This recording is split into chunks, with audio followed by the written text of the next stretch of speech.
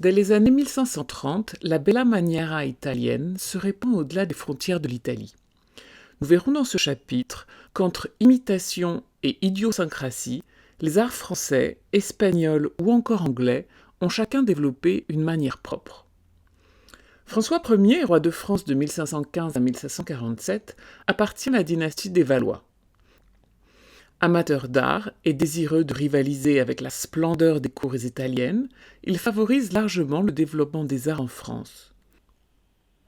Au cours de son règne, il sollicite des artistes dans le but de glorifier son art, tout particulièrement à son retour après son emprisonnement en Espagne suite à une défaite militaire de Pavie en 1525.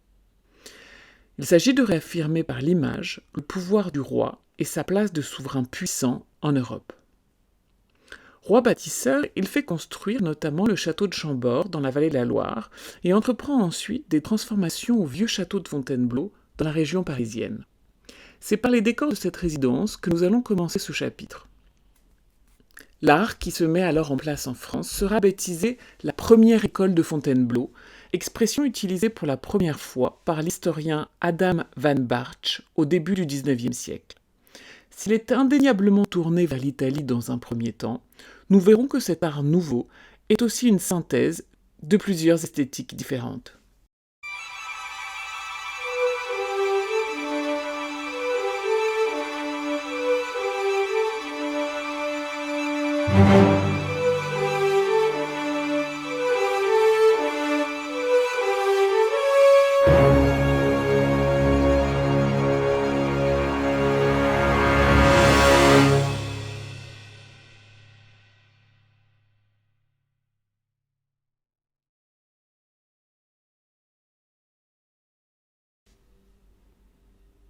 François Ier, comme je disais à l'instant, décide d'agrandir le château médiéval de Fontainebleau.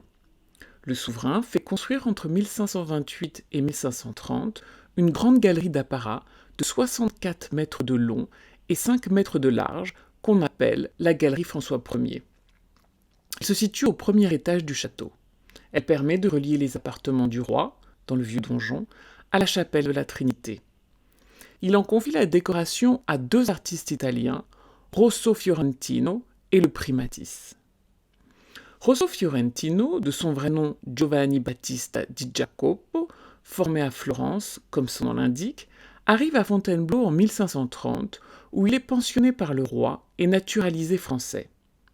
Francesco Primaticcio, dit le Primatis, qui a collaboré avec Jules Rodemain aux décorations du Palais ducal et du Palazzo del Te à Mantoue, arrive quant à lui à Fontainebleau en 1532. Le décor, composé de fresques, de lambris, de peintures, mais aussi de stucs, est réalisé entre 1535 et 1539. On y retrouve un peu partout le monogramme du roi, associé à une salamandre. Les couleurs acides utilisées dans les fresques qu'ils vont réaliser, tout comme le recours à la ligne serpentine, rappellent la bella maniera florentine. Michel-Ange sert d'ailleurs de référence. On peut déceler dans les fresques le souvenir du maître, notamment dans le traitement des nus, leur pose artificielle qui rappelle les ignudis du maître, ou encore dans la scène appelée le naufrage. La figure centrale, une rame dans les mains, rappelle le charron de Michel-Ange de la chapelle Sixtine. Encore un dernier exemple. La Danaé, peinte par le Primatis, est probablement réalisée d'après la Leda et le cygne de Michel-Ange, tableau aujourd'hui disparu, mais qui était au XVIe siècle dans les collections de François Ier. L'œuvre était connue grâce à de nombreuses gravures et copies qui circulaient.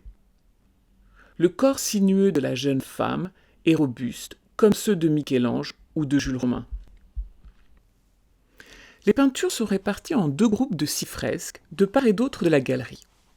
Les sujets des scènes figurées font référence à la mythologie gréco-romaine ou à des allégories et célèbrent probablement le bon gouvernement de François Ier et sa gloire. Arrêtons-nous un instant sur l'une des fresques, celle dite du sacrifice, réalisée par Rosso Fiorentino. Un grand prêtre habillé en noir et coiffé d'une mitre, debout à côté d'un autel sacrificiel, semble accueillir un groupe de personnages venus déposer des offrandes. Ils sont de tous âges, hommes et femmes, dont certaines sont accompagnées de jeunes enfants. Certains jeunes hommes portent sur leurs épaules des vases. Pour certains historiens de l'art, le prêtre serait la figure du rex sacerdos, c'est-à-dire la fonction sacerdotale et royale dont le roi est l'incarnation, réunissant le pouvoir temporel et spirituel. Ainsi, il s'agirait ici d'évoquer le rôle religieux du roi. Une autre interprétation consiste à voir dans cette scène la représentation symbolique de la naissance du roi. En écho au sujet de cette scène, les stucs encadrant la fresque figurent le sacrifice d'un taureau et celui d'un bélier. Les corps sont allongés et les personnages adoptent des poses complexes, tortueuses et peu naturelles. Comme dans les œuvres étudiées dans l'épisode sur la Bella Maniera italienne, les personnages semblent imbriqués les uns dans les autres, au sein d'une composition quelque peu désordonnée. L'œuvre est gravée en 1542 par Antonio Fantuzzi. Dans la deuxième travée, une autre fresque, également par Rosso, est dite « L'éléphant au caparaçon ». Pour les spécialistes, l'animal est ici symbole de force, de sagacité et de pérennité de la royauté. Il porte l'emblème royal sur le front, la salamandre, et des fleurs de lys sur le manteau, ce qu'on appelle le caparaçon. Ces fleurs de lys sont évidemment une référence à la monarchie. Remarquons néanmoins que les fleurs de lys sont figurées de côté, ce qui est assez inhabituel. Se tiennent à ses pieds 3 personnages statiques vêtus à l'antique. Selon certains, ils sont des allégories de l'air, de la terre et de l'eau. Plusieurs historiens de l'art reconnaissent dans l'homme en vert aux foudres le dieu Jupiter, l'homme en rouge au trident Neptune, et celui en jaune, accompagné de Cerbère, sur la droite, Pluton. Par ailleurs, devant le pachyderme, une cigogne, symbole d'amour maternel, pourrait évoquer la mère du roi, Louise de Savoie. Sur une terrasse, une foule entassée observe l'éléphant.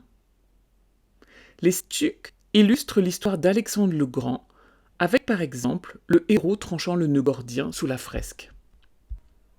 Ces images restent aujourd'hui énigmatiques et leur signification sujette à bien des débats. Déjà, des contemporains à la création du décor témoignent de la complexité du programme et affirment ne pas y comprendre grand-chose. Il est important ici de préciser que le roi avait l'habitude de faire visiter lui-même la galerie.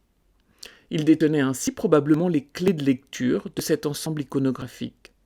Les premières explications sont publiées en 1642 dans un livret intitulé « Le trésor des merveilles de la maison royale de Fontainebleau » par le père Pierre d'Anne. Fontainebleau devient un centre de production important qui rayonnera bientôt sur toute l'Europe. Un autre artiste italien rejoint bientôt l'équipe de Fontainebleau, appelé par le primatiste, qui aurait écrit à son propos « Si j'en avais trouvé d'autres à Paris, qui eussent fait l'ouvrage aussi bien que lui, je ne l'aurais pas engagé, celui-là. Mais il n'y a personne de capable. » Il s'agit de Niccolò dell'Albate.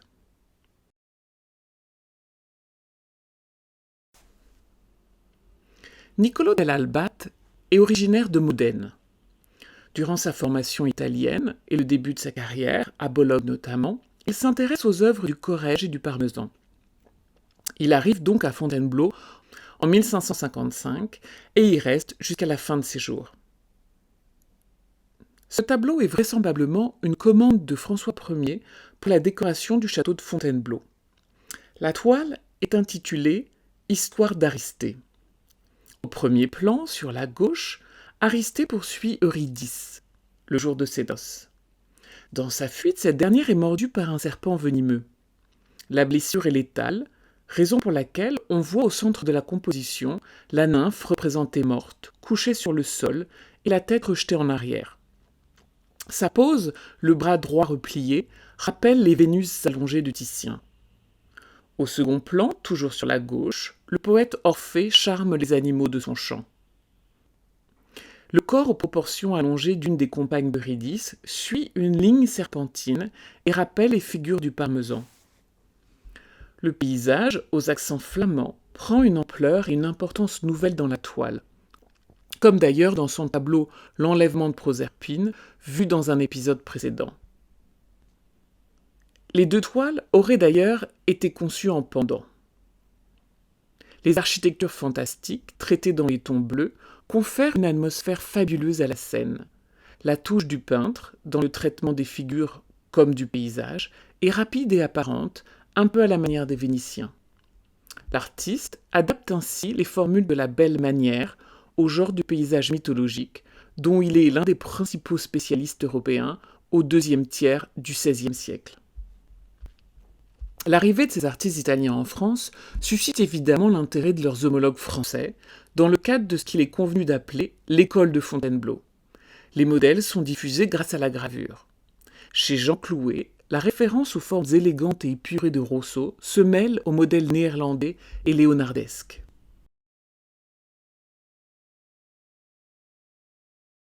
Jean Clouet est un peintre d'origine néerlandaise dont on ne sait pas grand-chose sur les débuts. On sait en revanche qu'en 1516, il s'installe en France où il devient un des peintres officiels du roi François Ier. Dans les documents d'archives, il est question à propos de ses œuvres de portraits et effigies au vif. Il se spécialise dans l'art du portrait.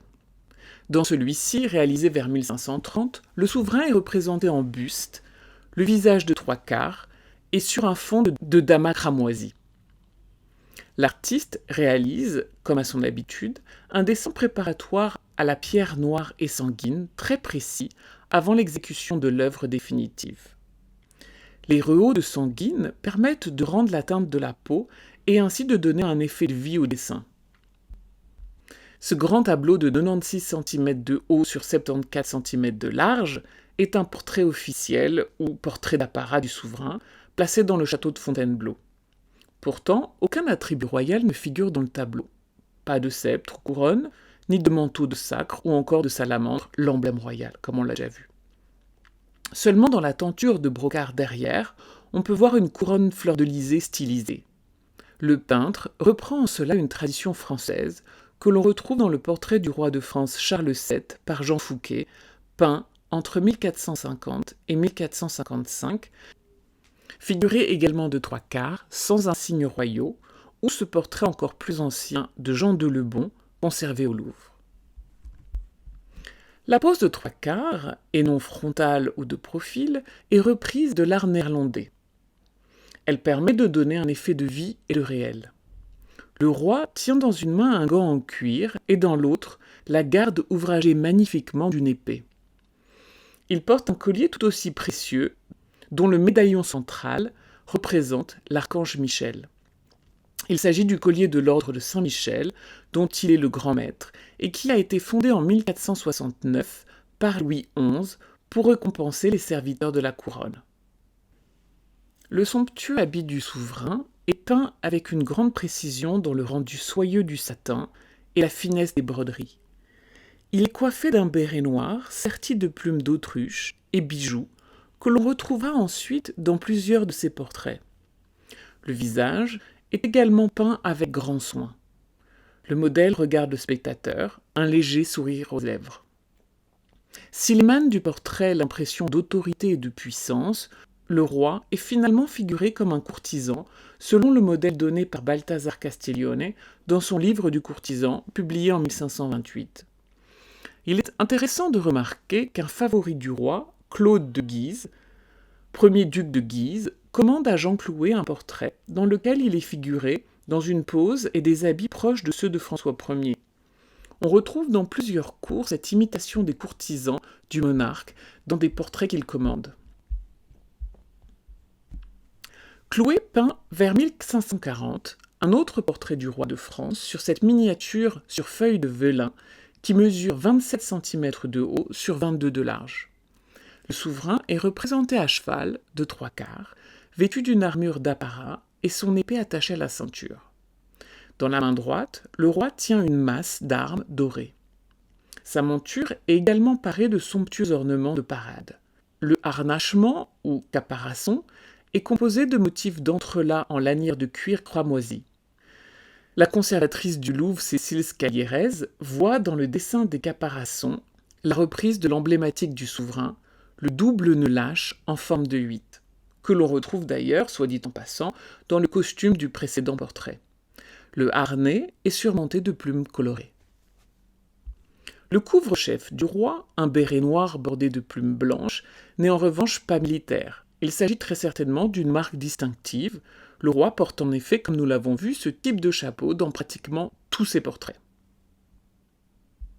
Selon plusieurs spécialistes du portrait équestre, ce tableau serait l'un des premiers autonomes, hors enluminure et statuaire, montrant un souverain en armure et à cheval.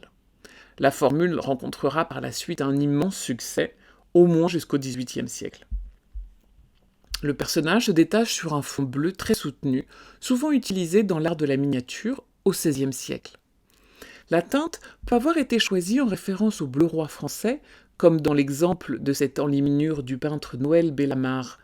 Néanmoins, le bleu se retrouve aussi dans le fond de miniatures anglaises, par exemple dans cet autoportrait de Nicolas Hilliard, daté de 1577, dont on reparlera dans un prochain épisode. Le peintre a choisi une composition équilibrée, s'appuyant sur la verticale du pilier de colonne à droite, en écho avec la posture très hiératique du roi, et l'horizontale du sol, en parallèle au dos du cheval. Au sol, sur un terrain dépouillé, quelques débris de colonnes indiquent peut-être qu'il s'agit d'une ruine antique, associant par là le souverain français aux empereurs romains. Le portrait équestre ne manque d'ailleurs pas de faire penser à la célèbre statue antique de Rome. Le cheval est figuré avec un souci de naturalisme. Remarquons qu'une composition très proche se trouve aujourd'hui à la Galerie des Offices de Florence. Cette version est attribuée au fils de Jean Clouet, François. La colonne prend ici un aspect d'édifice, les débris au sol ont disparu, et enfin, un paysage vallonné apparaît à l'arrière-plan. L'œuvre de Clouet a par ailleurs servi de modèle à bien d'autres peintres, par exemple dans ce portrait d'Henri II, ou encore celui-ci d'Henri III, par Antoine Caron. Il convient par ailleurs de noter qu'en parallèle, les modèles néerlandais n'ont pas complètement disparu de l'horizon des artistes français, surtout dans le champ du portrait de l'enluminure, comme nous allons le voir à présent.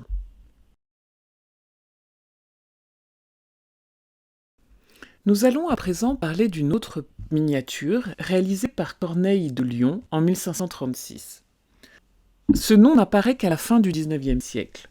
Dans les archives du XVIe siècle, il est mentionné sous le nom de Corneille de la Haye ou de Lay. Le peintre était en effet de Hollande, pays dans lequel il passe sa jeunesse. Il arrive à Lyon en 1533 ou un peu avant. On sait en effet qu'il était présent dans la ville le 26 mai 1533 à l'occasion de l'entrée solennelle de la reine de France, Éléonore de Habsbourg, sœur de Charles Quint.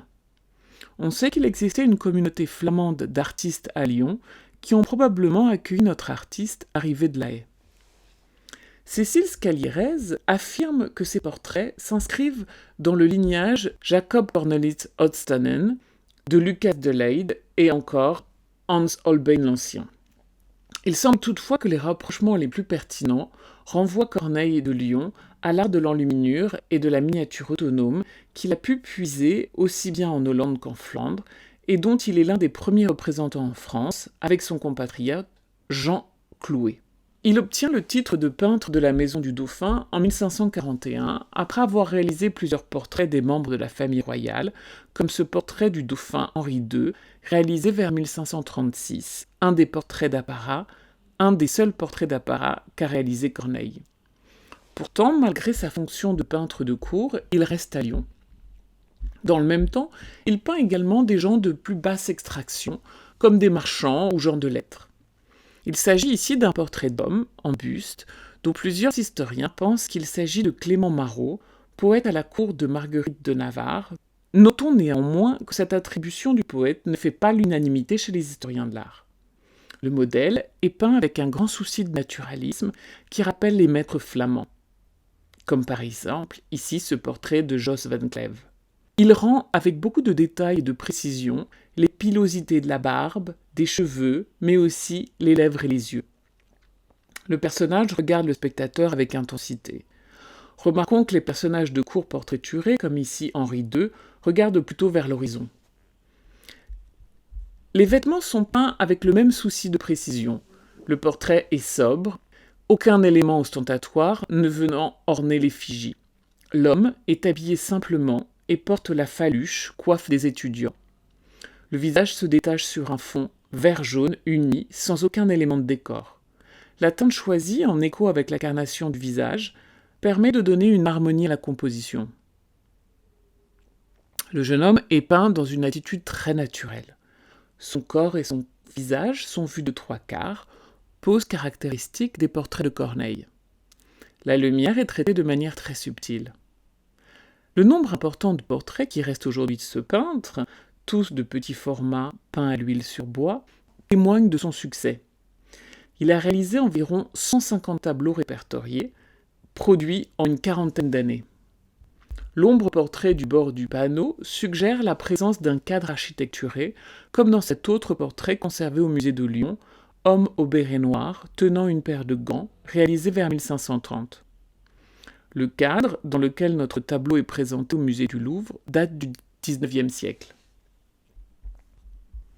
Lors du passage de la reine Catherine de Médicis à Lyon, en juin 1564, son chroniqueur Pierre de Brantôme se rend dans l'atelier de Corneille. Il raconte que le peintre conserve dans une grande chambre tous les grands seigneurs, princes, cavaliers et grandes reines, princesses, dames et filles de la cour de France, et ajoute que la reine prit fort grand plaisir à telle vue, et s'y ravit en la contemplation, si bien qu'elle n'en peut retirer ses yeux de dessus. La pièce servait ainsi probablement de galerie de portraits, d'espace d'exposition, pour montrer ses talents à de potentiels clients. Il conservait ainsi probablement une copie de chacun des portraits qu'il réalisait.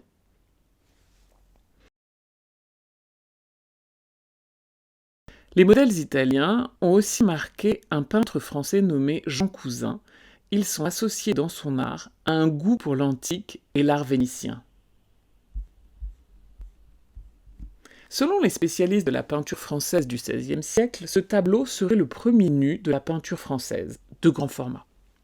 L'œuvre est la seule peinture attribuée de manière certaine à l'artiste Jean Cousin, dont on ne sait malheureusement que peu de choses, ni d'ailleurs sur les circonstances de la commande de ce tableau. Le tableau est à la fois religieux et mythologique. La femme représentée, allongée, nue dans une grotte, est en effet à la fois Ève, la première femme dans la Bible, mais aussi Pandore, première femme façonnée dans l'argile par Héphaïstos, selon les récits mythologiques. Les symboles du serpent enroulé autour du bras et la branche de pommier sont des références au péché originel, tandis que le vase évoque Pandore. Selon la mythologie grecque, cette dernière, en ouvrant par curiosité le vase de Pandore, a répandu les maux sur l'humanité.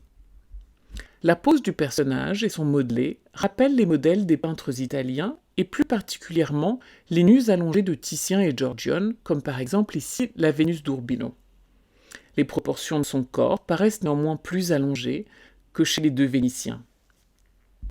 Le décor sombre de la grotte dans lequel le nu est figuré et le paysage lacustre à l'arrière-plan, traité selon le principe de la perspective atmosphérique, crée un fort clair-obscur avec le corps blanc et rappelle certains fonds de Léonard de Vinci, comme celui de la Vierge Rocher.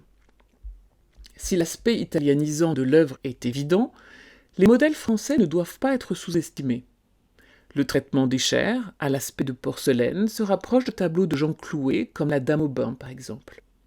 Par ailleurs, l'œuvre évoque aussi les modèles de nus de l'école de Fontainebleau, et notamment le relief Diane Chasseresse de Benvenuto Cellini. Comme dans l'œuvre sculptée, le nu de Jean Cousin regarde vers le sol. Ainsi, ce qui a été appelé la première école de Fontainebleau s'est formé dans un premier temps autour de 3 artistes décorateurs italiens, le Rosso, le Primatis et Niccolò dell'Albate. Ces modèles sont ensuite repris par les artistes français comme Jean Clouet ou encore Jean Cousin. Les œuvres se caractérisent notamment par un allongement des figures, l'usage des stucs associés aux fresques, la présence de grotesques, et enfin des sujets tirés de la mythologie ou d'allégories complexes. Les décors créés ne sont pas simplement une imitation servile de l'art italien, ni une simple transposition de décors italiens. Au modèle transalpin s'ajoute la tradition française pour aboutir à un nouvel art français. Grâce à la gravure, cette esthétique inédite va circuler dans toute l'Europe. Ici, par exemple, le graveur reprend la nymphe de Fontainebleau par Rosso Fiorentino, déjà évoquée tout à l'heure. Nous aborderons dans le prochain épisode la situation des arts en Espagne, qui reprend également des modèles italiens, tout en profitant d'échanges fructueux avec les Pays-Bas.